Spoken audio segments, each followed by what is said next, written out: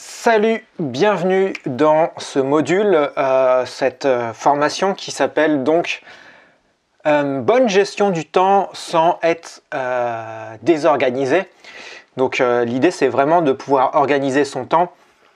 Donc je te dessine un petit sablier histoire de dessiner quelque chose, mais de toute façon là on est sur l'intro, donc c'est quoi finalement, pourquoi en fait il faut avoir une bonne gestion du temps lorsqu'on a un gros projet ou lorsqu'on a des projets en général, lorsqu'on veut accomplir des choses, c'est super important parce que finalement c'est toujours une histoire de marathon qu'on court en sprint, c'est-à-dire que l'entrepreneuriat en l'occurrence, c'est comme si tu devais courir un long marathon sur 10 ans et qu'en fait toutes les semaines tu les cours en sprint.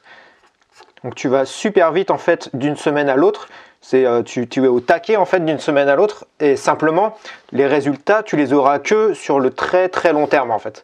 Donc c'est pour ça que je dis que c'est un marathon, c'est-à-dire que te dis pas que dans une semaine tu vas voir les résultats ou te dis pas dans un mois tu vas voir les résultats. Les résultats viennent, il faut être très patient, je pense que c'est la qualité numéro 1 d'un entrepreneur, c'est la patience. Patience, est-ce que ça s'écrit comme ça ou est-ce que ça s'écrit avec un C, je sais plus. Bref, c'est pas grave. La qualité numéro 1 d'un entrepreneur, c'est être patient. Et le problème, c'est que ce qui ressort le plus lorsqu'on demande à un entrepreneur ou un chef d'entreprise ou même quelqu'un qui a un projet, ne serait-ce qu'un freelance ou quelqu'un qui travaille à la maison ou un auto-entrepreneur en général, la première chose qu'il nous dit, c'est qu'il se sent débordé. Il se sent débordé, mais en fait, il n'est pas débordé, il se sent débordé.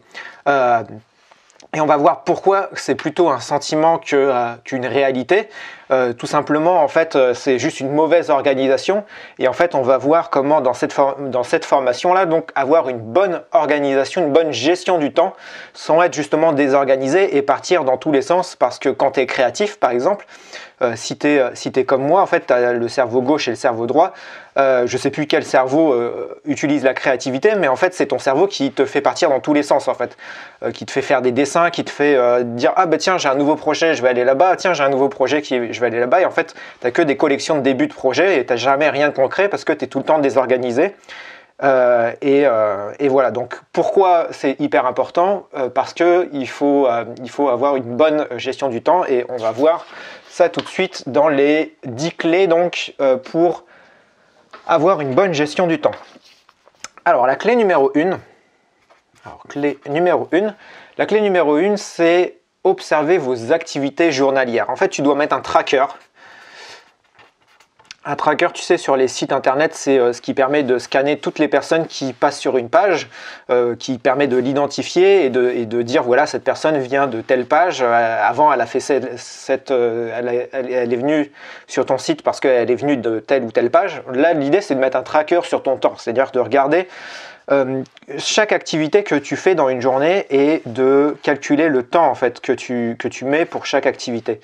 Il faut vraiment il faut vraiment noter toutes les choses, même les petites choses, les toutes petites choses du genre combien de temps tu mets pour prendre une douche par exemple. C'est quoi le temps que tu mets pour prendre une douche? Est-ce que c'est plutôt un quart d'heure? Est-ce que c'est plutôt une demi-heure? Est-ce que c'est plutôt une heure? Ça tu dois le noter, tu dois noter toutes les choses que tu fais en fait, toutes les choses dans une journée. C'est important de faire ça, c'est comme quand on fait un budget finalement, tu sais quand tu veux budgéter des vacances ou budgéter, je sais pas, quelque chose que tu dois acheter ou simplement budgéter ta vie courante, savoir combien d'argent tu dépenses en électricité, savoir combien d'argent tu dépenses en eau, savoir voilà, tu dois tout scanner en fait, tu dois prendre tout ta journée, tu regardes ce qui se passe dans une journée et tu notes en fait tout ce que tu fais dans une journée. Même les activités les plus futiles, par exemple, ça peut être combien de temps tu fais pour préparer ton bol de petit déjeuner. Est-ce que tu mets plutôt 10 minutes? Est-ce que tu mets plutôt un quart d'heure, 20 minutes, une heure? Ça, tu dois le noter. Combien de temps tu passes à faire le ménage?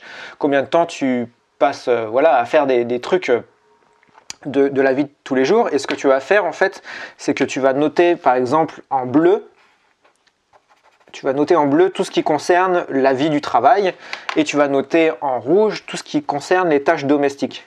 C'est-à-dire prendre une douche, manger, dîner, enfin manger quoi, ça c'est une tâche domestique. Donc ça tu vas le mettre en rouge. Et tout ce qui est travail, par exemple, je sais pas, les emails, tu vas le mettre en bleu. Appeler quelqu'un au téléphone, ça c'est un super téléphone. Appeler quelqu'un au téléphone, tu vas le mettre en bleu. Donc voilà, l'idée c'est ça, c'est de vraiment traquer en fait tout ce que tu fais, et ça c'est la première clé, c'est écrivez tout ce que tu fais dans ta journée. Ce que tu peux faire aussi, qui permet justement de sortir de ta tête, et en fait le problème c'est qu'on garde très souvent des choses dans la tête. Alors, je te redessine un cerveau, ça c'est mon cerveau. En gros, on garde plein de tâches dans la tête et on se dit ah bah oui mais je les garde dans ma tête puis je les ferai plus tard ou j'y penserai plus tard. Par exemple, juste avant de se coucher, tu te dis ah bah j'ai une bonne idée mais j'y penserai plus tard. En fait, ce qu'il faut faire, c'est dès que tu as une idée, il faut que tu la notes. Pourquoi? Parce qu'en fait ton cerveau il a un stock disponible de place, c'est comme un disque dur quoi, et il peut pas en mettre plus qu'un certain nombre. Et plus tu en mets, et plus en fait ton disque dur il va ramer, comme sur ton ordinateur en fait, il va se mettre à bugger et à ramer. Tu vas pas pouvoir ouvrir plus d'applications en fait. Ce qu'il faut faire en fait pour pouvoir libérer de la place, un peu comme sur l'ordinateur, tu fermes en fait des applications, tu prends en fait les pensées que tu as aujourd'hui, là tout de suite, les idées, et tu les notes. Mais tu notes tout ce qui te vient à la tête en fait. Moi j'utilise le bloc-notes de Apple. Alors je ne sais plus comment il s'appelle le bloc-notes, je crois qu'il s'appelle juste Note. Voilà, j'utilise Note sur mon iPhone, mais tu peux utiliser toutes les applications qui permettent de noter. Je pense que sur tous les téléphones, tu as une application qui permet de noter.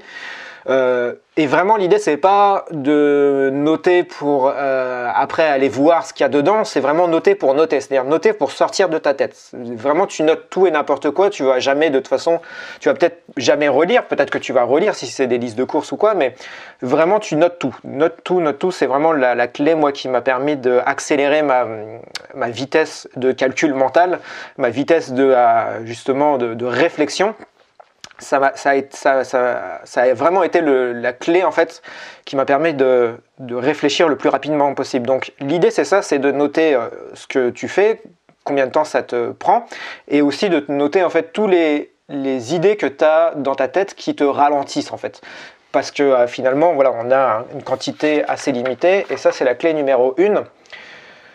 Donc tu peux désormais prendre ton bloc-notes et puis noter toutes les idées qui te viennent. Tu peux même les noter maintenant. D'ailleurs, ce serait intéressant que tu notes toutes les questions qui te viennent à la tête lorsque tu regardes cette formation et tu dises bah ouais mais moi je peux pas faire ça, dans mon cas ça marche pas parce que je peux pas mettre ça en place dans mon cas à moi précisément. Tu le notes et tu m'envoies un mail. Justement avec ces questions là je vais y répondre, et je vais y répondre en fichier audio, et je t'enverrai une notification pour dire que le fichier audio est disponible dans ton espace client. Donc vraiment note toutes les questions qui te viennent et envoie-moi un mail en disant c'est bien intéressant ton truc là de traquer les idées, ou c'est bien intéressant ton truc là, mais moi j'arrive pas à faire parce que j'ai ce problème là précisément dans mon activité, et moi pour moi ce conseil là ça marche pas. C'est possible, hein, j'ai pas la réponse à tout, et ça sera intéressant justement de savoir pourquoi ça marche pas et comment on peut justement faire marcher ce truc là. Ensuite il faut travailler en stack. Alors, c'est quoi en stack et pas en stock, mais c'est un mot assez similaire. Le stack, c'est quoi? C'est un empilement de tâches. C'est-à-dire que toi, en fait, une fois que tu auras traqué tes idées, traqué ton temps, tu vas avoir ça, en fait. Tu vas avoir des tâches domestiques. Donc voilà, tu auras fait ta liste, tâches domestiques. Ça peut être par exemple manger, tu vas faire ton dîner. Là tu vas peut-être faire le ménage, donc un petit balai. Tu vas peut-être je sais pas quoi, te détendre et regarder la télé. Voilà. Et puis là peut-être c'était ton petit déjeuner. Et puis en fait ce que tu vas faire, c'est que tu vas avoir des activités qui est par exemple l'email. Là tu vas en avoir 2, tu vas avoir peut-être téléphoner à un client, te mettre au travail, donc faire du traitement de texte. Ça peut être encore d'autres activités qui concernent ton travail et tout ça, voilà. L'idée c'est ça, c'est que tu vas avoir une liste comme ça faite de ce que tu fais dans ton travail et ce que tu fais dans ta vie courante. Après tu peux rajouter d'autres trucs, si par exemple c'est plutôt une passion, tu peux le mettre par exemple en violet, ça peut être une passion, ça peut être plein de choses en fait. L'idée c'est d'avoir des codes couleurs pour tes zones d'activité. Et en fait travailler en stack, en gros c'est de se dire ok, moi j'envoie des emails, j'appelle mes clients et je fais du traitement de texte. Pour ces 3 activités-là, j'ai besoin d'être au bureau.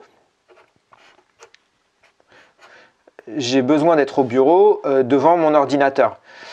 Et en fait, ce qui te fait perdre du temps, en fait, c'est de sauter d'une activité à une autre. C'est-à-dire que, par exemple, si tu dois faire le ménage et puis faire une activité de détente dans ton salon, ben là, en fait, la zone géographique dans laquelle tu es plutôt dans le salon, en fait. Tu vas être plutôt... alors, je te fais une table basse et puis un canapé. L'idée, c'est vraiment que peut-être que tu vas être dans ton salon pour faire ces 2 activités-là, et là, tu vas être plutôt au bureau. Alors, je te recommande d'avoir une pièce différente pour chaque activité, surtout si tu travailles chez toi. Je ne te recommande pas d'avoir ton ordinateur et ton zone de travail dans ton salon, mais parfois, ce n'est pas possible. Alors, juste, si tu arrives à délimiter des zones dans une pièce, c'est déjà pas mal. Ensuite, tu as quoi? Tu as le salon, voilà. Et l'idée, c'est de travailler en stack, c'est-à-dire que tout ce que tu dois faire au bureau, tu le fais en une seule fois au bureau. C'est-à-dire que tu décides de tout faire en un seul bloc, au même moment, en même temps, au même endroit. Et là, tout ce que tu dois faire dans le salon, tu décides de le faire en même moment, en même temps, dans le salon, sans rien insérer en fait entre les 2 tâches. Par exemple, ici, c'est une erreur d'avoir mis des tâches de travail entre faire le ménage et te détendre, regarder la télé. Tu aurais très bien pu, par exemple, faire le ménage et tout de suite après regarder la télé, par exemple. L'idée, c'est ça, c'est de travailler en stack, c'est de regrouper tout ce qui utilise les mêmes compétences. Par exemple, là, ta compétence, ça va être d'être assis au bureau et d'être devant un ordinateur et de communiquer avec des clients. Par exemple, envoyer des mails et appeler au téléphone, c'est une compétence qui est communiquée aux clients. Par exemple, si toi, tu dois, je sais pas, faire des sites web ou faire je sais pas quelle tâche artistique, tout ce qui est artistique, par exemple tout ce qui est passion, tu vas pas commencer à mettre un truc passion ici et un truc passion ici en fait. Ce que tu vas faire, c'est que tu vas regrouper tous les trucs passion en un seul bloc, soit en début, soit en fin de journée, et ça on va le voir dans les clés un peu plus loin, comment organiser ça, c'est-à-dire comment savoir quoi faire en premier. Est-ce que c'est plutôt le bureau faire en premier? Est-ce que c'est plutôt les activités de bureau à faire en premier? Est-ce que c'est plutôt les activités de salon? Est-ce que c'est plutôt les activités de détente? Et comment en fait les organiser de manière que ça soit efficace en fait. Donc là l'idée c'est vraiment ça, c'est de travailler en stack. Et ça permet aussi de pouvoir déléguer, c'est-à-dire que si par exemple tu as plein de trucs qui peuvent être délégables, eh ben, tu les regroupes en un seul bloc et tu les délègues à une seule compétence. Et l'idée c'est vraiment ça, c'est d'analyser quelles sont les compétences qui peuvent être liées à une tâche en fait. Donc ça c'est la clé numéro 2 de travailler en stack. La clé numéro 3, hop. La clé numéro 3, c'est un projet à la fois. Alors, tu sais ce que c'est un projet ou un objectif. Un projet ou un objectif, c'est plus ou moins la même chose. Parce qu'en fait, un projet, c'est l'objectif, c'est ce qu'il y a au bout. L'objectif, c'est, tu vois, c'est un petit caisson comme ça, avec dedans, tu as des pièces d'or et puis tu as des diamants. Ça, c'est ton, c'est ton objectif. Le projet, en fait, c'est le fait d'y aller, en fait. Ça, c'est le projet. Ça, c'est le parcours, c'est le projet. Ça, c'est l'objectif. Enfin, même, c'est le... D'ailleurs, c'est le rêve. Ça, c'est le rêve. Et pour que ça devienne un objectif, il faut que tu y mettes une date butoir. Tout ça, ça devient un objectif, en fait. Ça, c'est l'objectif. Ça, c'est le rêve. Ça, c'est la deadline. Et en fait, tu transformes en fait un rêve en objectif simplement en lui apposant une deadline, et ça c'est ton projet. Donc un projet à la fois, c'est hyper important. Parfois on a énormément de rêves, on a énormément objectifs. On a énormément d'objectifs et on s'est mis énormément de deadlines. Le problème c'est que du coup on a plein de projets en fait qui s'exécutent en même temps en fait.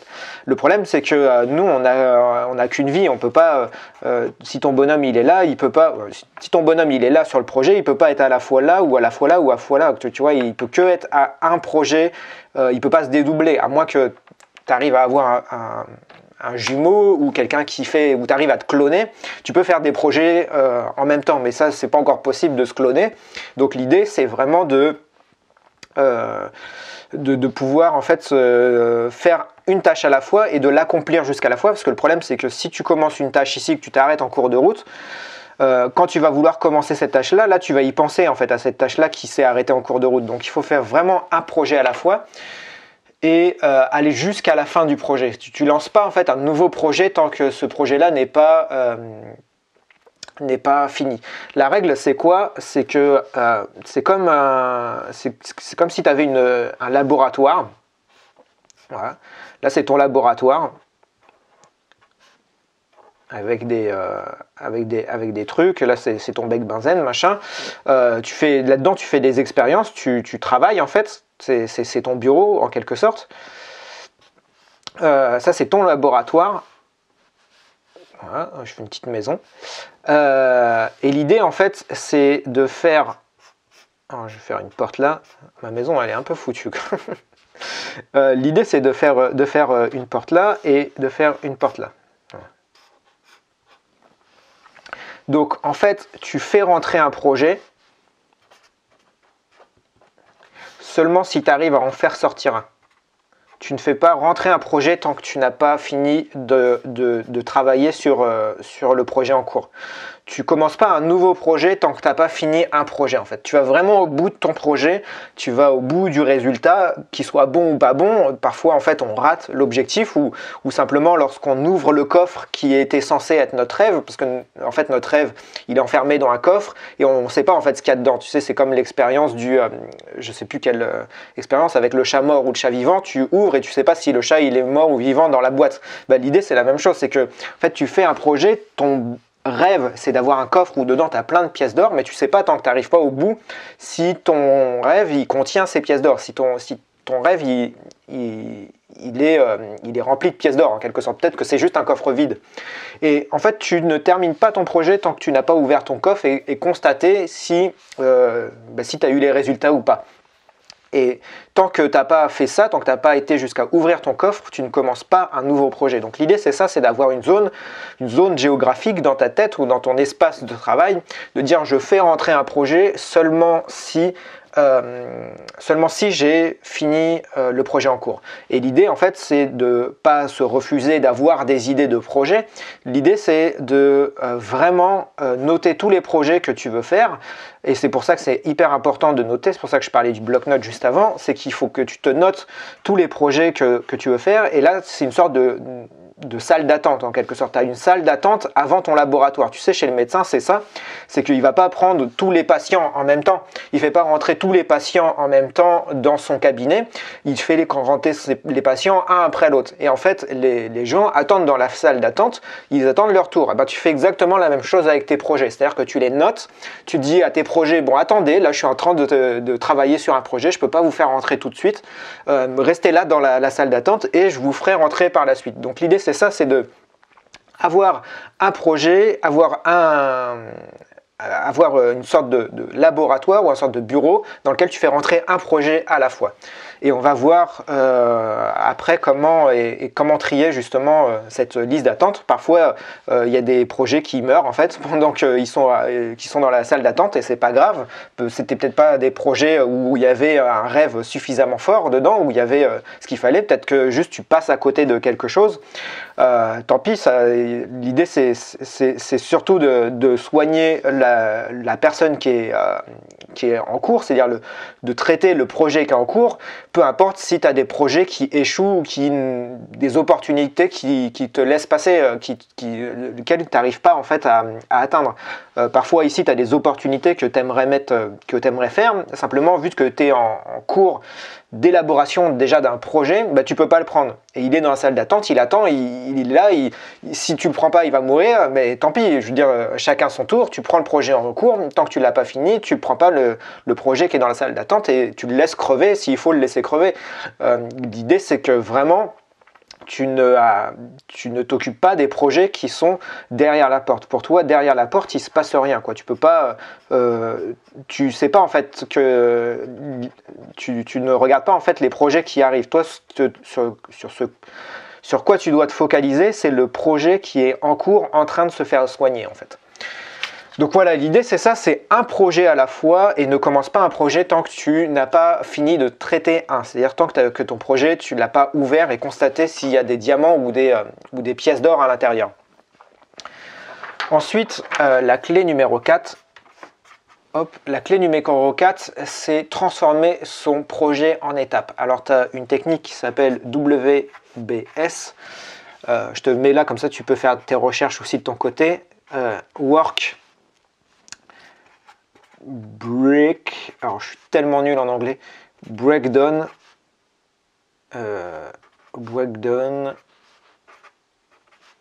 structure. Tu as le work breakdown structure, ou tu as aussi le product breakdown structure, qui est en fait une sorte de découpage de tes projets. C'est-à-dire que en fait, tu fais une mind map où tu dis voilà, moi j'ai un projet, donc c'est mon petit coffre, on va le faire fermer. Voilà. C'est mon coffre en fait, mon coffre de pirate auquel j'ai mis une deadline, c'est-à-dire que si je dépasse cette deadline, il meurt. Donc je veux le traiter avant cette deadline-là. Comment je fais? En fait, je fais une mind map. Alors, qu'est-ce que c'est une mind map? En gros, c'est de pouvoir cartographier ton objectif, de cartographier ton projet. Donc, ton projet, il est foutu comme ça. Hop.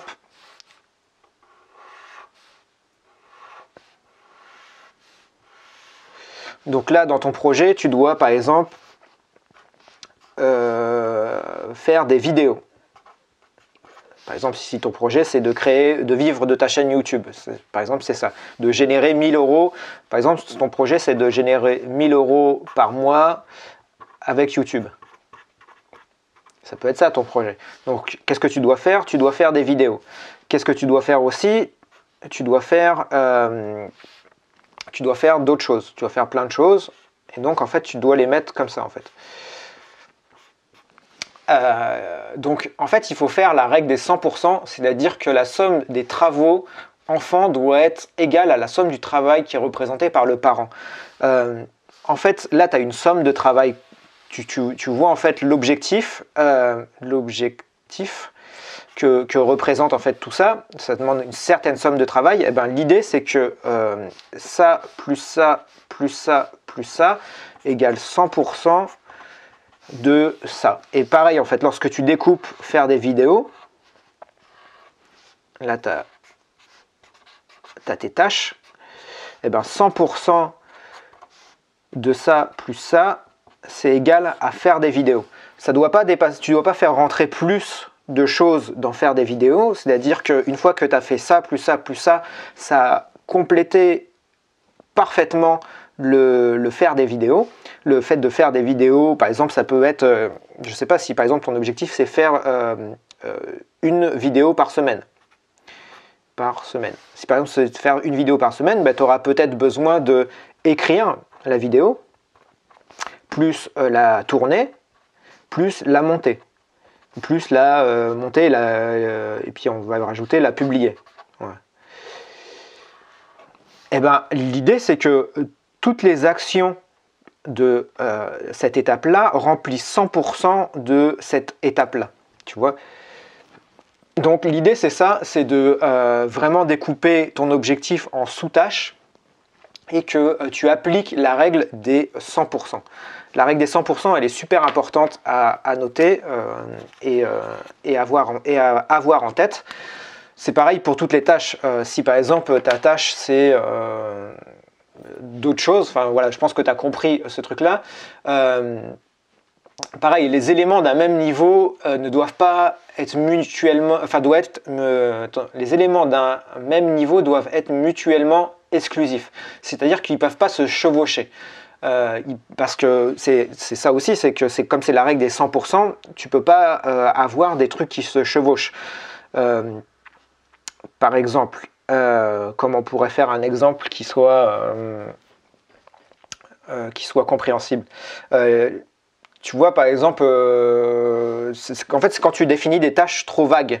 Quand tu dis je dois enregistrer une vidéo, ben, en fait, comme tu n'as pas défini de écrire la vidéo, par exemple, voilà, c'est ça.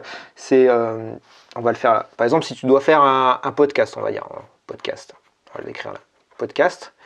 Si tu dois faire un podcast, tu vas devoir écrire le podcast. Tu vas devoir écrire le podcast et puis peut-être que tu vas devoir, tu vas écrire ici produire le podcast.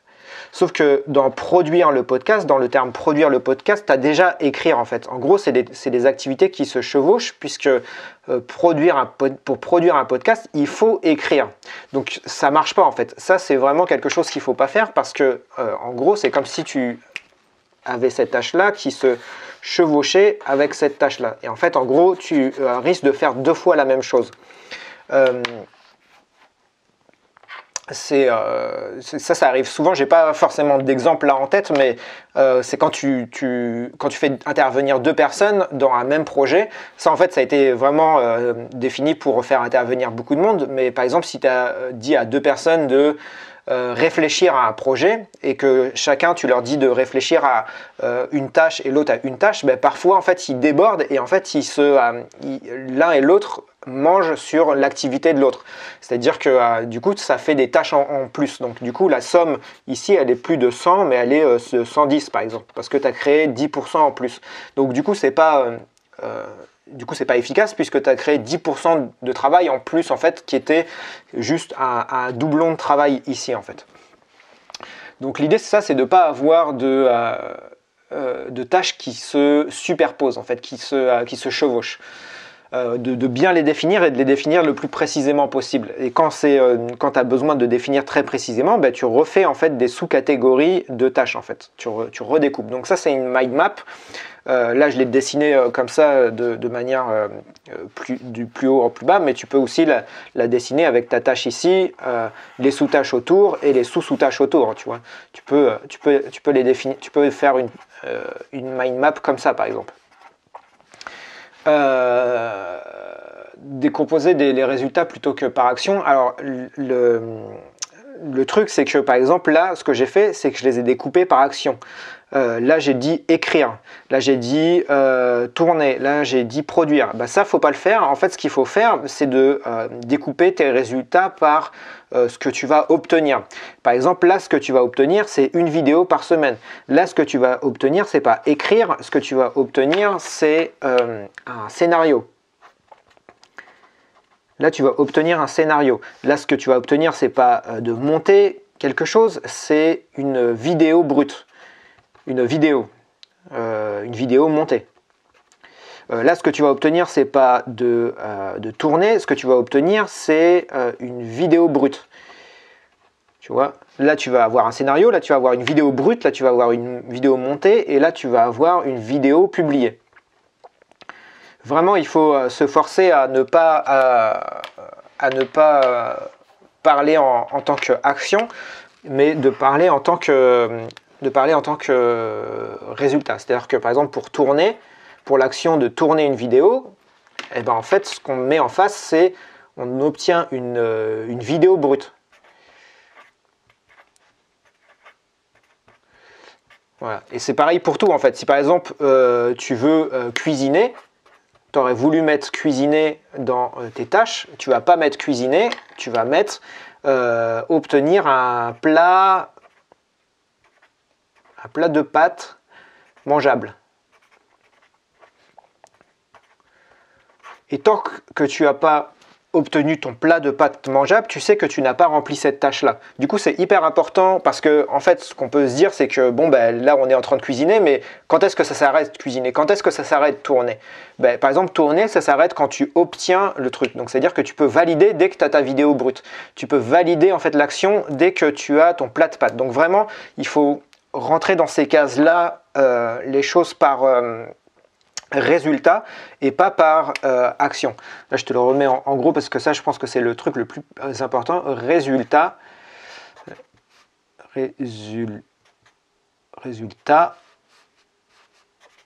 action.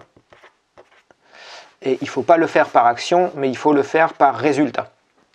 Voilà, ça vraiment note-le toi par action et pas par résultat.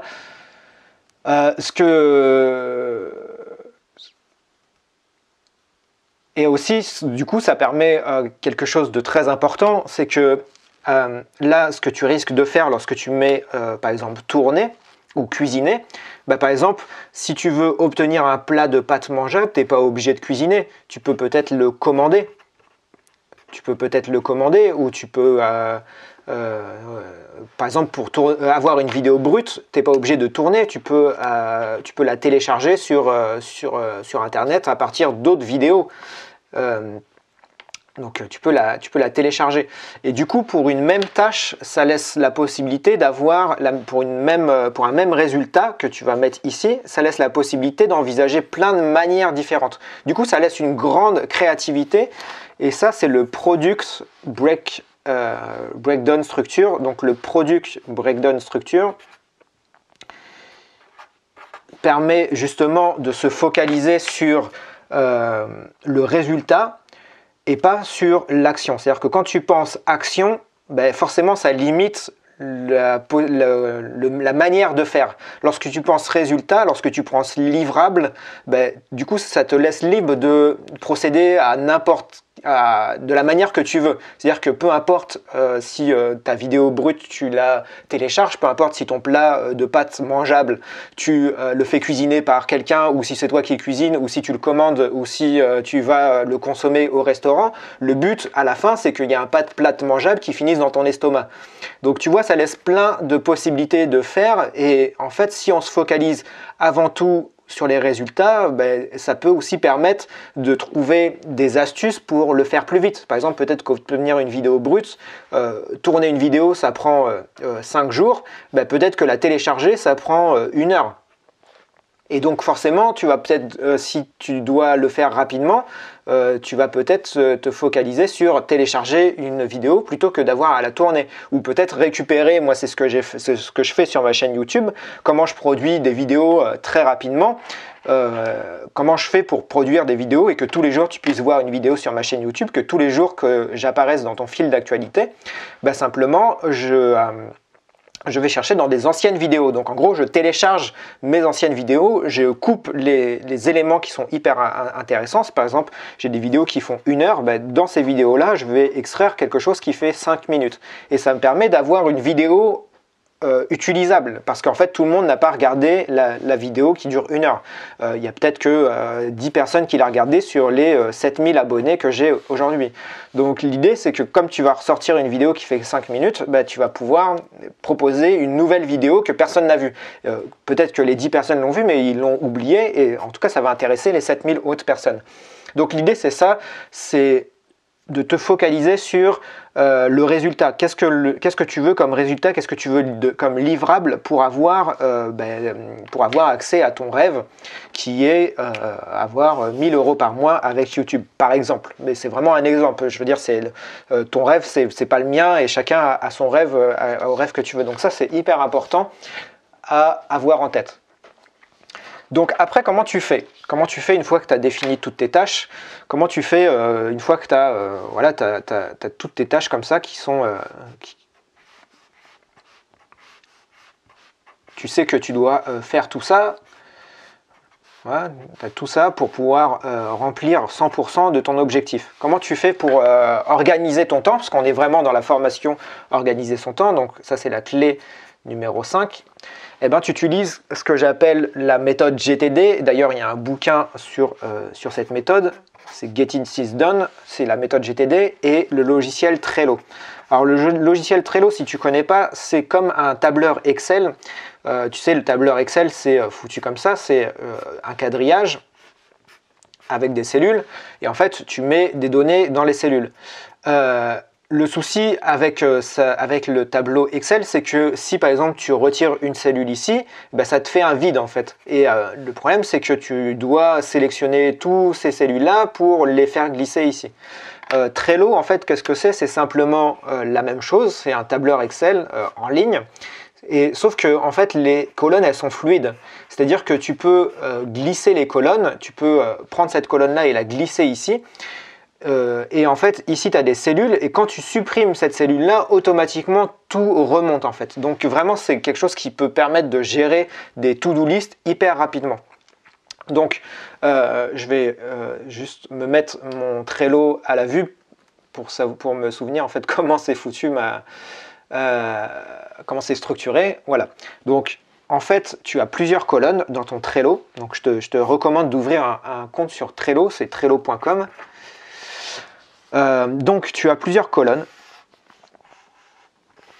Donc, tu as une colonne, deux colonnes, tu as trois colonnes, tu as quatre colonnes. Alors moi j'en ai rajouté, il n'y a pas autant de colonnes sur la méthode, mais en fait moi je l'ai un peu bidouillé à ma sauce et je trouve que c'est pas trop mal. Donc là tu as quatre colonnes en fait dans ton organisateur. Ici tu as la toute première colonne, la toute première colonne, tu as ce que j'appelle le pense-bête. Le pense-bête, c'est ce que je t'ai dit dans la méthode précédente, la clé numéro, je sais plus quoi, la clé numéro 1 ou la numéro 2, c'est le fait de tout noter. Ici, en fait, tu notes toutes tes idées. Toutes tes idées, tu les notes ici. Tu fais ça tout le long de ta semaine. Tout le long de ta semaine, tu notes tes idées ici. Ensuite, tu as, on va prendre une autre couleur, tu as le plus tard. Le plus tard, c'est tous les trucs qui sont à faire plus tard. Par exemple, plus tard, j'achèterai de l'immobilier et je le louerai. Plus tard, je ferai de la peinture. Plus tard, je ferai de la peinture pour repeindre mon bureau. Plus tard, je ferai tel bricolage ou je ferai ce truc-là. Plus tard, je créerai une vidéo incroyable dans laquelle je regrouperai tout ce que j'ai appris. Enfin voilà. Plus tard, c'est là-dedans en fait. Il n'y a pas de date définie, mais simplement en gros, c'est tous vos coffres, de rêves, en gros c'est vos rêves, mais dont vous n'avez pas encore défini d'horaire.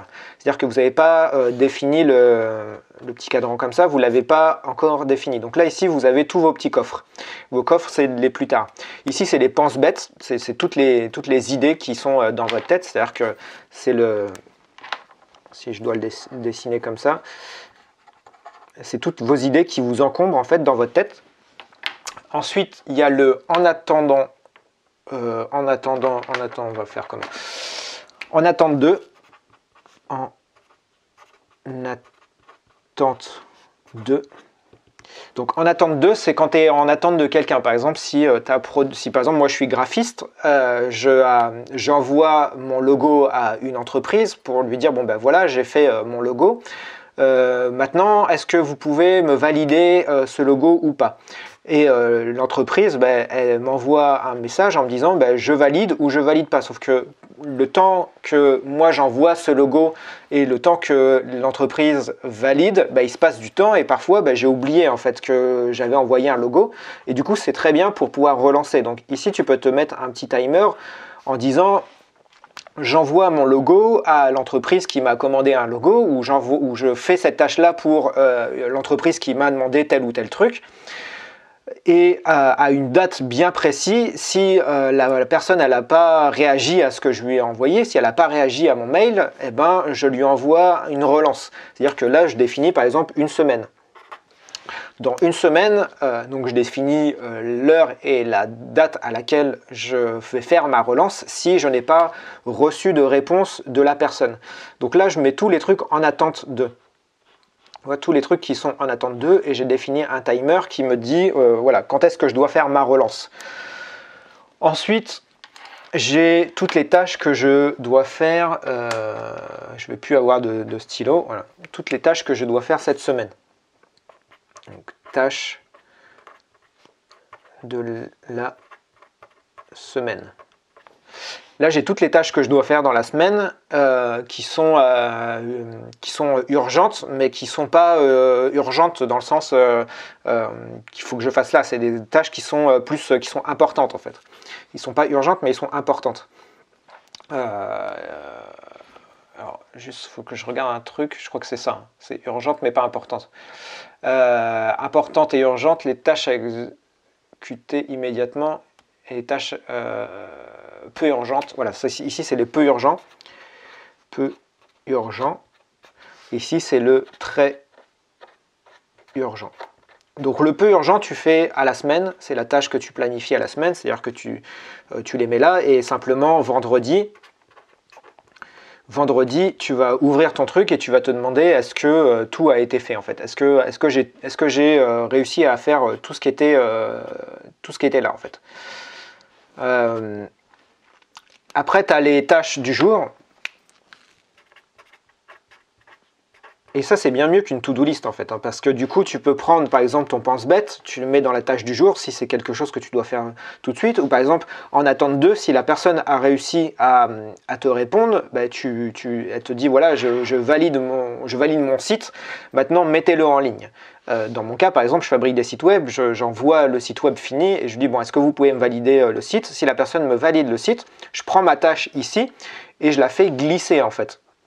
La tâche qui est, par exemple, je rappelle, c'est une des trucs que on a défini juste avant. C'est-à-dire, par exemple, ici, c'est site web fini, par exemple. Si c'est site web fini, eh ben, tu vois, je l'ai mis à cet endroit-là. J'attends la validation. Dès que la personne me valide, boum, je la mets dans tâche du jour. Si c'est quelque chose à mettre en ligne urgent, soit dans tâche du jour, soit dans tâche de la semaine. Et je fais glisser en fait mon action, mon projet fini, le fait de le mettre en ligne en fait. Donc je le mets dans tâche du jour. Et ici en fait alors moi je me limite et il faut vraiment se limiter à 3. Parfois j'en ai 5, parfois j'en ai 6, parfois j'en ai 10. Quand j'en ai 10, je sais que je vais devoir faire le tri. Donc ici en fait il faut les classer et on va voir ça justement avec la clé numéro 6 pour savoir comment classer les trucs en fait dans les tâches, dans les deux tâches de la semaine et tâches du jour. L'idée c'est vraiment de se focaliser sur la première tâche à faire et puis après tu te focalises sur la deuxième tâche à faire et après tu te focalises sur la troisième tâche à faire. Si par exemple ici tu as fini tes 3 tâches et qu'il est 15 heures de l'après-midi, bah, c'est cool, tu as fini ta journée en fait. Tu n'as pas besoin de reprendre des tâches et de les remettre là. Après, tu as le choix. Soit tu décides que tu as fini ta journée, soit tu décides de faire des autres tâches. Moi, je te recommande de dire que voilà, si tu as fini des 3 tâches et que tu as fini ta journée, tu sais que la prochaine fois, bah, tu mettras des tâches plus conséquentes en fait, dans ta tâche du jour. Et quand tu as fini ta tâche du jour, tu les mets dans cette liste-là qui est la tâche fait. Alors moi je la vide jamais et ça c'est une erreur que je fais en fait, c'est que je ne la vide jamais. Mais l'idée c'est que une fois que tu as fait ta tâche du jour, tu l'as exécutée, tu la glisses dans fait parce qu'elle est validée en fait. Parfois en fait tu fais ta tâche du jour et tu as besoin d'une validation, donc du coup ta tâche elle fait ça, elle retourne dans en attente 2 et puis elle refait une boucle en fait. Tâche du jour, elle va dans la validation, elle va dans attente 2, elle retourne dans la tâche du jour ou tâche dans la semaine si c'est pas quelque chose d'urgent et puis voilà, elle tourne comme ça. Et puis dès qu'elle est faite, boum, tu la mets dans fait. Fait, tu le regardes en fait vendredi. Vendredi, vendredi, tu regardes ta liste fait et tu te fais un kiff. En fait, tu dis voilà, c'est cool, j'ai fait tout ça, je suis très content. Et du coup, tu célèbres. C'est très important de célébrer en fait les tâches que tu as réussi à faire parce que du coup, dans ton cerveau, ça va augmenter ta confiance en toi. Et ça, c'est très important. J'en ai parlé dans le premier module, confiance en soi, mais le fait de célébrer tout ce qui a été fait, ça va te permettre de avoir un état d'esprit où la prochaine fois que tu as une difficulté, la prochaine fois où tu as, j'en ai pas parlé d'ailleurs dans non, c'est pas dans, pardon, c'est pas dans la formation confiance en soi, c'est dans la formation passer les obstacles avec détermination. C'est-à-dire que la prochaine fois que tu obtiens un problème, tu vas regarder dans ta liste fait et tu te souviens en fait que tu as réussi à passer le problème. Et ben voilà, c'est cette liste-là qui permet de faire ça. Ensuite, on va voir la clé numéro 6. La clé numéro 6, c'est la matrice d'Eisenhower.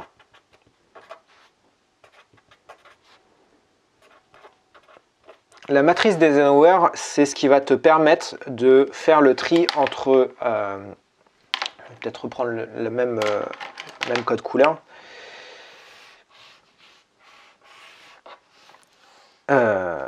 Entre... je vais faire comme ça. Pouf, pouf, pouf. Donc, entre les tâches jour et les tâches semaine. Les actions, en fait. Je mets tâches, mais ça peut être les actions, en fait.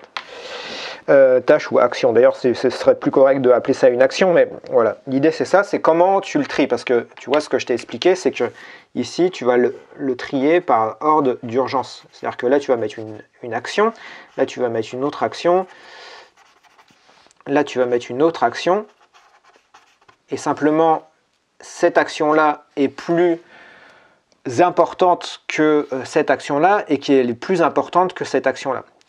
C'est-à-dire que, en gros, tu as une sorte de curseur comme un volume, tu sais, plus tu augmentes le volume et plus ça crie fort. L'idée, c'est ça, c'est plus c'est important, plus ça crie fort dans ta tête. En gros, c'est ça, quoi. L'idée, c'est vraiment que ton projet crie très fort et attend très fort, en fait, ce truc-là, moins que ce truc-là. La même chose de l'autre côté. Ici, tu mets tes tâches et ici, tu mets hop. Ici, tu mets tes tâches. Et plus tu montes en volume ici, plus ça crie fort, tu sais, comme le volume de la télé, et plus tu dois faire la tâche qui est ici. Donc ça, c'est ce qui est... Donc là, c'est important. Ça, c'est ce qui est important. Et pim paf pouf, ça, c'est ce qui est urgent. Donc en gros, ce qui est urgent, tu dois le faire tout de suite, c'est la tâche du jour. Ce qui est moins urgent, tu dois le programmer pour la semaine, mais tu dois le faire quand même dans la semaine parce que c'est quand même urgent. Si c'était pas du tout urgent, ça rentrerait même pas dans les tâches de la semaine ou du jour. Et ce qui est important, ça doit être dans la tâche du jour. Par exemple, moi, ce qui est important dans mon entreprise, et je pense que c'est le cas dans toutes les entreprises ou dans beaucoup d'entreprises, parce que généralement, une entreprise, c'est pas une association à but non lucratif. Ce qui est important, c'est de faire de l'argent. C'est de gagner des euros. Donc, par exemple, mais après, c'est à toi de décider ce qui est important pour toi. Moi, par exemple, ce qui est important, c'est de gagner des euros. Donc, c'est-à-dire que ici, dans la tâche importante du jour, je mettrai toujours le truc qui me rapporte le plus d'argent immédiat. Ce qui s'appelle la vélocité de l'argent, en fait. Peut-être que je ferai une formation sur l'intelligence financière, mais l'idée, c'est la vélocité de l'argent. C'est-à-dire que ce qui peut me rapporter le plus rapidement possible à la plus grosse somme possible, en gros. Et ici, en fait, c'est simplement des tâches qui ne me rapportent pas d'argent, mais qui sont bénéfiques à mon entreprise. Donc ici, je mets des tâches qui, soit parfois, elles ne rapportent pas du tout. Parfois, en fait, les trois ne me rapportent pas du tout d'argent. C'est juste des tâches que je dois faire. Dans le but de gagner de l'argent, dans le but de faire prospérer mon entreprise. Parfois ici, j'ai que des tâches qui me font gagner de l'argent, donc après, il faut juste que je les classe par lesquelles me font gagner de l'argent le plus rapidement possible. qu'est-ce qui peut me permettre de, là, tout de suite, gagner de l'argent le plus rapidement possible. Et pareil ici, en fait. Là, c'est toujours la même chose. La tâche de la semaine, tu l'organises de la même manière.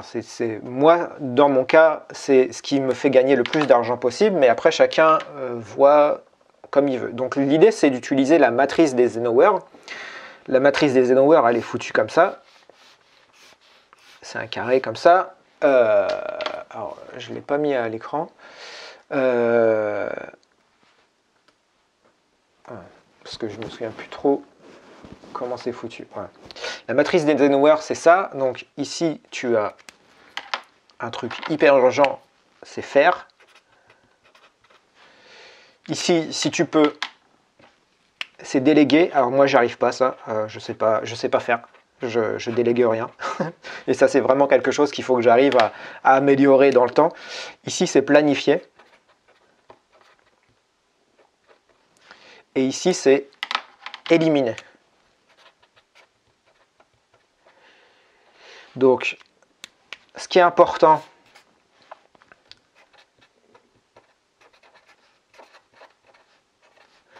là, tu as ce qui est important, et là, tu as ce qui est urgent. Donc, en gros, tu classes quand tu veux faire une tâche, par exemple, tu te dis, bon, ben voilà, j'ai une nouvelle tâche qui est rentrée, ou j'ai quelqu'un qui m'a demandé quelque chose, j'ai ma femme qui m'a demandé de faire le ménage, qu'est-ce qu'il peut y avoir? J'ai un client qui m'a demandé de faire telle ou telle action, j'ai le chat qui vient de faire une bêtise. Est-ce que cette tâche-là, elle est importante? Donc, c'est-à-dire qu'elle est plus par là. Est-ce qu'elle est urgente? Si par exemple mon fils a eu un accident, elle est plutôt urgente. Est-ce qu'elle est importante? Ben oui, elle est importante, même si elle ne fait pas d'argent. C'est quand même important que je m'occupe de ma famille, et c'est bien plus important d'ailleurs que de faire de l'argent pour le coup. Donc tu vois, cette tâche-là, si par exemple mon fils a eu un accident et je dois l'emmener à l'hôpital, c'est d'en faire parce que c'est urgent et important. Si par exemple j'ai quelqu'un qui m'a demandé de lui livrer une plaquette, de lui fabriquer une plaquette, le devis il est signé et que j'ai plus qu'à m'y mettre, ben, c'est urgent, je dois le faire, mais c'est pas très important parce que je sais que j'ai d'autres actions à faire avant. Donc c'est urgent, je dois le faire dans la semaine, mais c'est pas important parce que j'ai d'autres trucs qui sont plus urgents, qui sont plus importants que ça en fait. Ensuite, éliminer, ben, c'est quand c'est pas urgent et pas important. C'est typiquement, je sais pas, regarder l'émission qui va passer à la télé ce soir. Est-ce que c'est important? Est-ce que c'est urgent? Non, j'aurai toute l'occasion dans toute ma vie de regarder cette émission. Je peux même la regarder en replay, donc c'est pas urgent. Et est-ce que c'est important? Ben, finalement, c'était pas si important ça par rapport à d'autres. L'important, c'est toujours par rapport à d'autres en fait. Urgent, c'est toujours par rapport à d'autres en fait. Par rapport à d'autres tâches que vous avez à faire, est-ce que c'est urgent ou pas? Par rapport à d'autres tâches que vous avez à faire, est-ce que c'est important ou pas? Et si c'est important mais que c'est pas urgent, si c'est quelque chose qui est à faire dans la semaine, ben demandez-vous si vous pouvez le planifier. Donc ça, c'est la matrice d'Eisenhower et ça permet justement de pouvoir planifier les choses dans les tâches en fait. C'est-à-dire d'avoir des to-do list qui soient vraiment efficaces pour le coup. Donc voilà, ça c'était la clé numéro 6, la matrice d'Eisenhower. Ensuite, on a ouvrir un planning. Donc quand est-ce que tu dois justement ouvrir ton planning? Quand est-ce que tu dois ouvrir ton Trello? Ça c'est la clé numéro 7. Eh ben, le planning, tu dois toujours l'ouvrir le soir. Moi par exemple, ce que je fais, c'est que j'organise mes journées comme ça. Là c'est le matin, alors là c'est le lever. Là c'est le midi. Là c'est le coucher. Généralement, je me lève, en ce moment c'est 6 heures, 6h, 7h quoi. Et je me couche, il est 23 heures.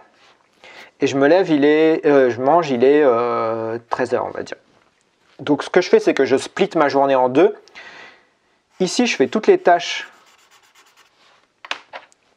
qui sont, qu'est-ce que je disais? Qui sont importantes. Tu vois là par exemple, là, tu as la tâche du jour. tous les trucs qui sont importantes, je le fais le matin. Et tous les trucs qui sont moins importants, donc comment ouais, tout ce qui est moins important, je vais m'en mêler avec les... Tout ce qui est moins important, je le fais l'après-midi. Donc en gros, c'est comme si j'avais un volume sonore avec plus et moins, tu sais, comme sur la télé, tu as ton volume sonore.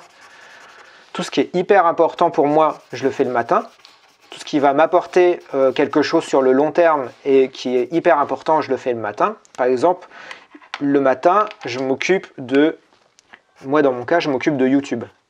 Je m'occupe de YouTube, je m'occupe des newsletters, je m'occupe de toute mon activité d'infopreneur. Voilà. Le matin, je mets ma casquette infopreneur. Donc, et puis, je termine par donc les vidéos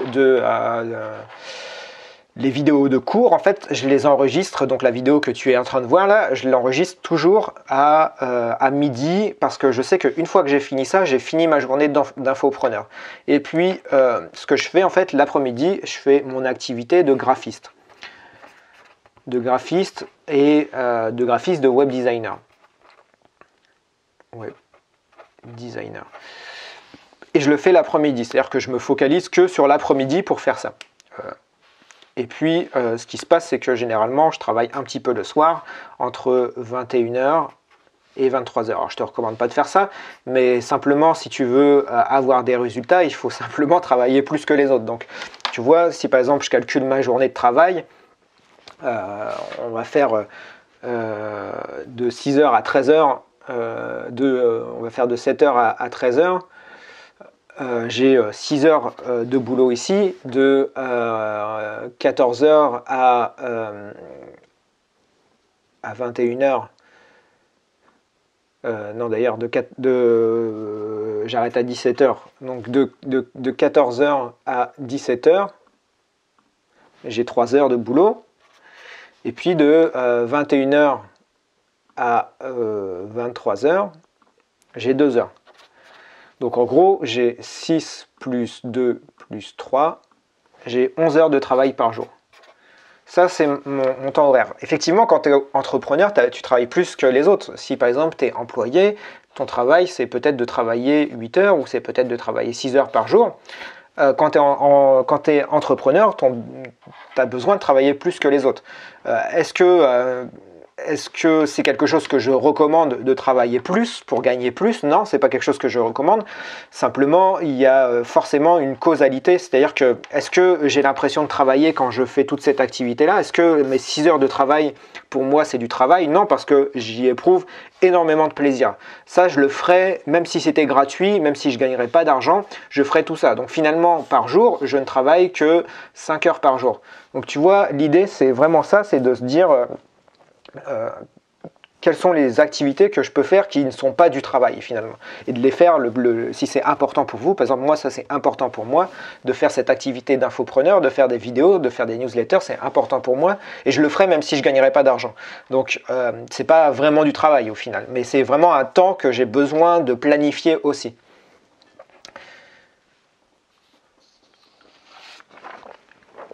Donc ça, c'était la clé numéro 7. On va voir tout de suite la clé numéro 8, qui est une clé qui vous intéresse beaucoup, je pense, et qui intéresse beaucoup les gens en fait. La clé numéro 8, c'est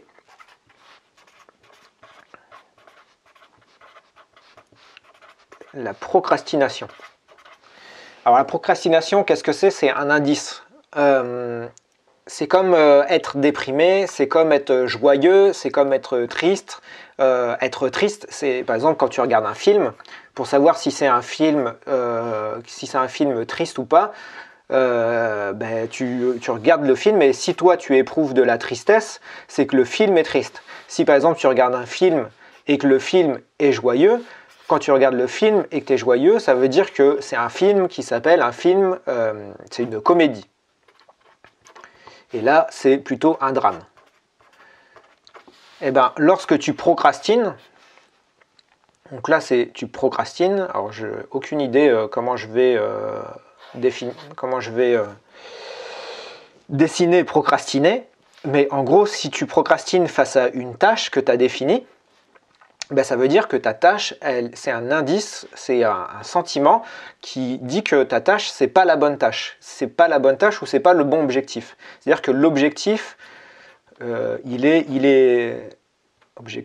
objectif, c'est un mauvais objectif. Pourquoi c'est un mauvais objectif? C'est parce qu'en fait, quand tu veux, je te refais mon schéma du... Voilà. En gros, quand tu veux, ici, tu as ton objectif, et là, tu as une sorte de mur d'escalade à passer, et puis là, ton objectif, il continue. Donc là, tu es ton petit bonhomme ici, tu dois avancer vers ton objectif, puis là, tu as un mur d'escalade à passer. Si ton mur d'escalade à passer, il est très très haut, et qu'il n'a aucune prise, tu ne le passeras jamais. Donc, en fait, ce que tu vas faire, c'est que tu vas procrastiner. En gros, tu vas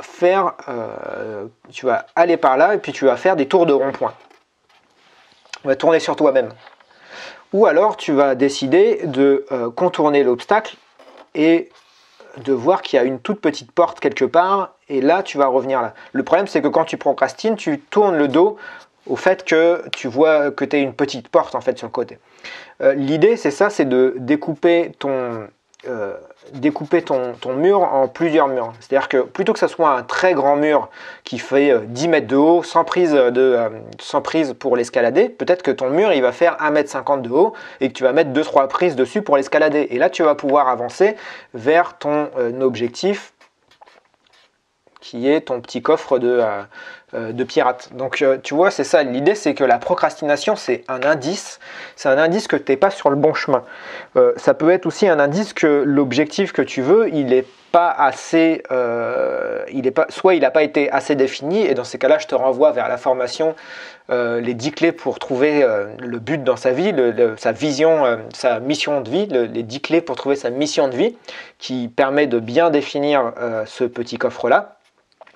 Soit ton but il n'a pas été suffisamment clair, il n'est pas suffisamment clair et du coup là ici tu n'as pas suffisamment de force, en gros tu cours pas suffisamment fort pour monter sur ce talus là, ou soit tu n'as pas vu qu'il y avait un autre passage plus simple pour passer, et c'est pour ça que ça te crée de la procrastination, c'est que là ici c'est la voie de la procrastination.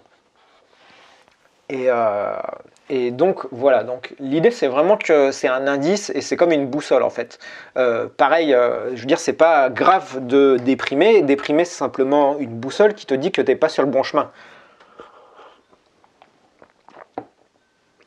Le problème c'est que généralement lorsqu'on veut faire une tâche, c'est qu'on s'invente des tâches parfaites. C'est-à-dire que si tu veux faire une vidéo, toi ton objectif c'est de faire une vidéo, ben toi tu veux que ta vidéo elle soit parfaite, la meilleure du monde. Tu voudrais avoir le César de la meilleure vidéo du monde, ou de la meilleure vidéo sur YouTube. Toi tu voudrais avoir la palme d'or de la vidéo sur YouTube. Et le problème c'est que tu vas y passer du temps, tu vas vouloir faire un truc hyper parfait, et en fait le perfectionnisme c'est pas une qualité, c'est surtout quelque chose où tu manques confiance en toi. C'est-à-dire que tu as besoin de l'approbation des autres. Tu sais, la palme d'or c'est ça, c'est que les autres te disent bon ben tu as fait du bon boulot, voici la récompense, voici la palme d'or. Si tu es dans le perfectionnisme, si tu veux que ton truc il soit tellement parfait que tu obtiens la palme d'or pour ce que tu fais, ça veut dire que tu n'as pas confiance en toi. Et je te renvoie vers la formation qui s'appelle les 10 clés pour avoir confiance en soi, qui est en fait que tu n'as pas besoin d'excuses en fait. Le problème c'est que tu es fixé sur tes excuses et tu es fixé sur l'excuse du regard des autres. Donc c'est simple, il faut simplement prendre une vidéo. Par exemple, moi, mon excuse c'était comment pouvoir faire des vidéos toute la semaine. Par exemple, je fais une interview d'une personne qui dure 2 heures, on va dire, ou 1 heure, et puis je la découpe en petits morceaux.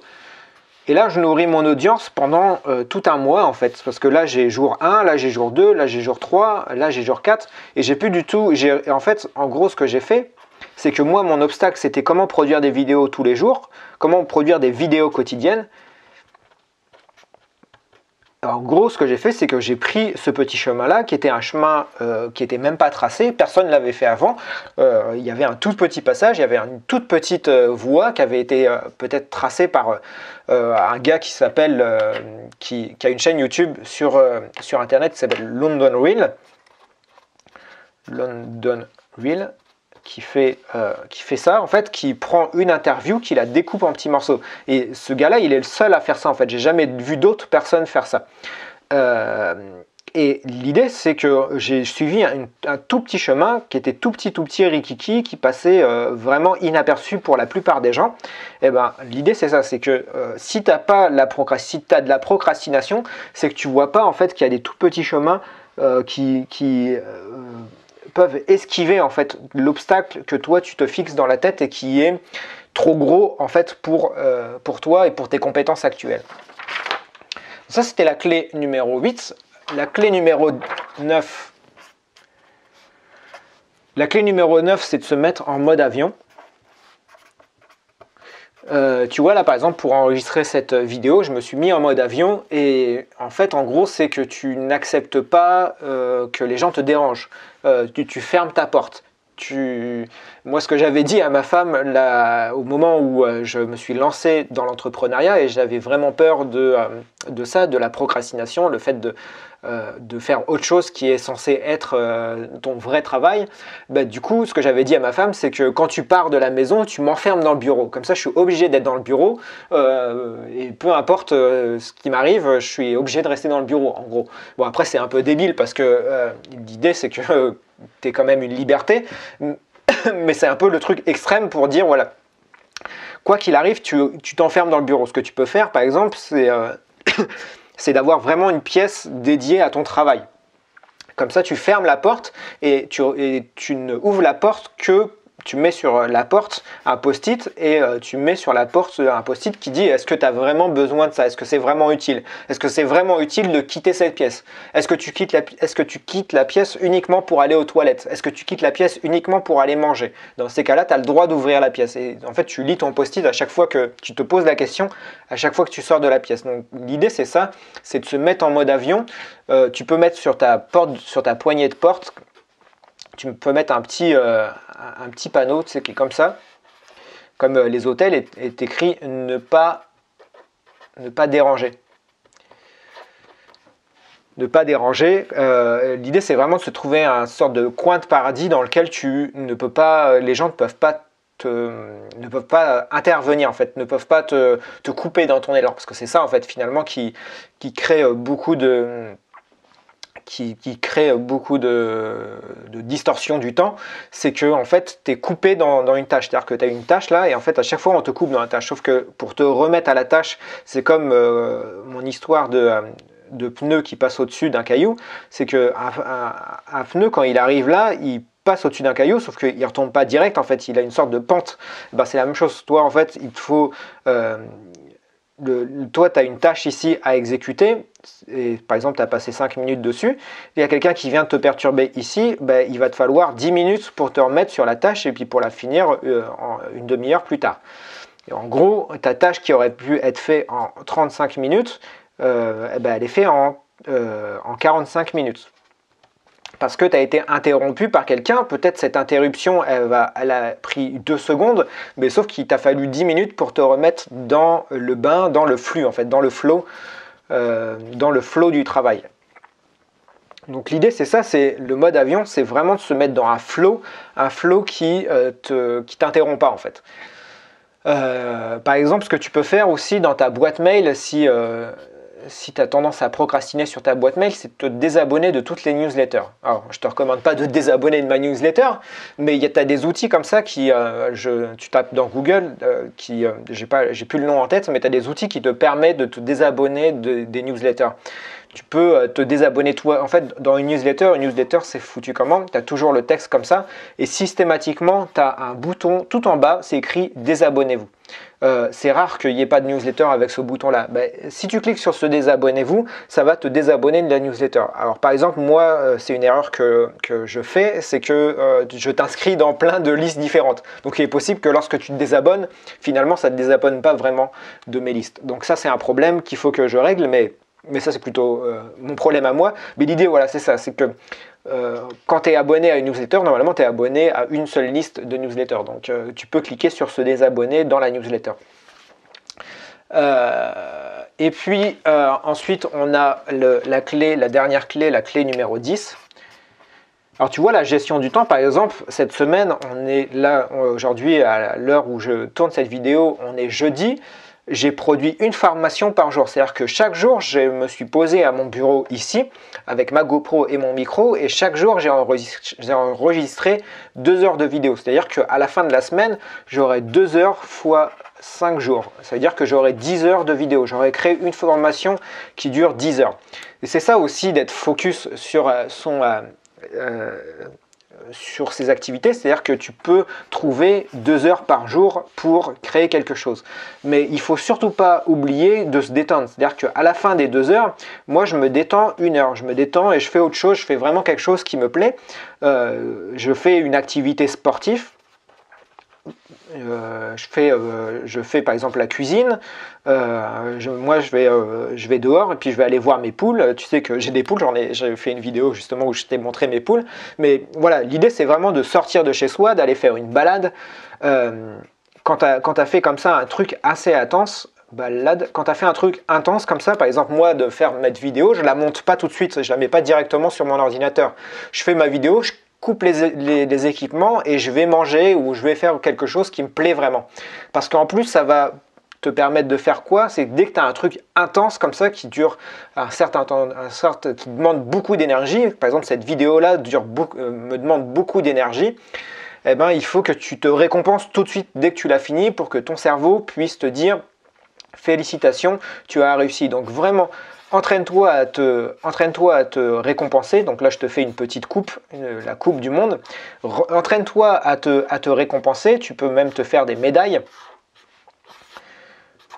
Entraîne-toi à te récompenser lorsque tu fais une grosse tâche et vraiment, c'est le truc le plus important. On ne se récompense pas suffisamment, je trouve, lorsqu'on fait des trucs qui sont compliqués, qui nous semblaient compliqués en fait.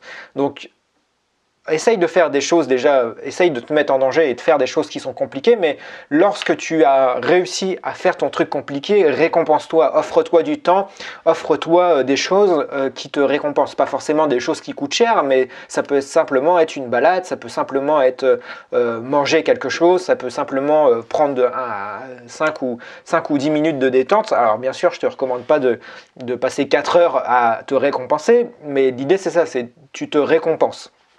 La récompense, c'est vraiment quelque chose, c'est un outil puissant pour la détermination déjà, pour être déterminé. La récompense, c'est vraiment un outil puissant pour la détermination et c'est un outil puissant pour la gestion du temps aussi. Parce que la prochaine fois que tu vas avoir une tâche difficile à faire, elle va te paraître moins difficile à faire et tu vas la faire plus rapidement. Donc, en conclusion de tout ça, maintenant que tu as les 10 clés pour justement améliorer ton temps, ce qui se passe en fait lorsque tu veux faire quelque chose, toi tu es ce petit bonhomme là, mais quand tu veux faire quelque chose, tu es tout seul en fait, tu n'as personne qui peut t'aider à faire le truc. Quand tu veux aller faire du sport par exemple, tu n'as personne qui peut t'accompagner faire du sport. Si tu veux par exemple jouer au badminton, tu vas être là et puis tu vas être tout seul en fait avec ta raquette de badminton.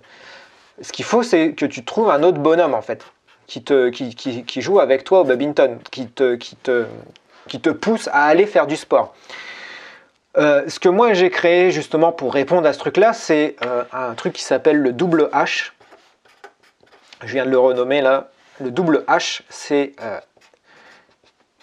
l'hebdo héros coaching. Le double H, c'est le fait de t'accompagner dans une tâche. C'est-à-dire que je t'accompagne, si par exemple tu as un rêve, tu vois, c'est ton coffre là, ton coffre de rêve. Si tu veux atteindre ce coffre de rêve, tu t'es fixé une date. Maintenant, il va falloir que tu trouves quelqu'un pour te discipliner en fait vers cette tâche-là. Donc moi, ce que je te propose, c'est de t'accompagner vers ce truc-là. Et toutes les semaines, donc ça dure 50, c'est un programme sur 50 semaines. donc c'est sur 1 an. Toutes les semaines, je t'appelle au téléphone ou je t'appelle par Skype, en tout cas on s'appelle. Si t'es pas disponible, ben c'est tout, je te rappelle le jour d'après. Mais l'idée c'est ça, c'est que je t'appelle, on passe 30 minutes au téléphone ensemble. Et à la fin de ces 30 minutes-là, je te fais une liste de devoirs à faire pour la semaine d'après. Et la semaine d'après, je te rappelle au téléphone et on rediscute des tâches que tu as eu à faire. Donc je t'en donnerai pas 36 000, je t'en donnerai 2-3, pas plus. Mais c'est vraiment des tâches qui te permettent d'atteindre ton objectif. Et puis une sorte de liste de devoirs. Et si tu as réussi, c'est bien, je t'en redonne d'autres. Et si tu n'as pas réussi, on débriefe sur pourquoi tu n'as pas réussi. Et on prend cette liste de tâches et on la split en deux et on recommence en fait la semaine d'après. Je te rappelle et je te demande pourquoi tu n'as pas réussi ou est-ce que tu as réussi au moins l'une des 2 tâches. Et pareil, si tu n'as pas réussi l'une des 2 tâches, on prend celle que tu n'as pas réussi et on la resplit en 2 et ainsi de suite en fait. L'idée c'est ça, c'est vraiment d'avoir un accompagnement personnalisé dans lequel voilà, c'est mieux qu'une to-do list parce que c'est quelqu'un qui t'accompagne et qui te dit voilà quoi faire, quand faire et comment le faire. Donc, si tu es intéressé par ça, dans ton espace client, tu auras un onglet qui s'appelle Double H ou Hebdo Hero, Double H ou Hebdo Hero, l'un des 2 termes. Je ne sais pas encore lequel je vais garder. Mais voilà, si tu as besoin de ça, c'est dans ton espace client. Alors c'est un programme sur 50 semaines et qui coûte, pour l'instant, qui coûte 75 €. C'est à ce prix-là pour l'instant, mais peut-être que ça va changer. 75 € par mois, pardon. 75 € par mois, ce qui représente 900 € par an. Parfois, je vais faire des promotions sur ce truc-là, donc regarde s'il y a des promotions en ce moment. Je te dis à très bientôt dans une prochaine vidéo, mais surtout, j'espère que vraiment, je t'encourage à avoir la réussite que tu mérites et d'améliorer la gestion de ton temps. Maintenant, tu as toutes les clés en main pour réussir. Je te dis à très bientôt dans une prochaine vidéo. Salut!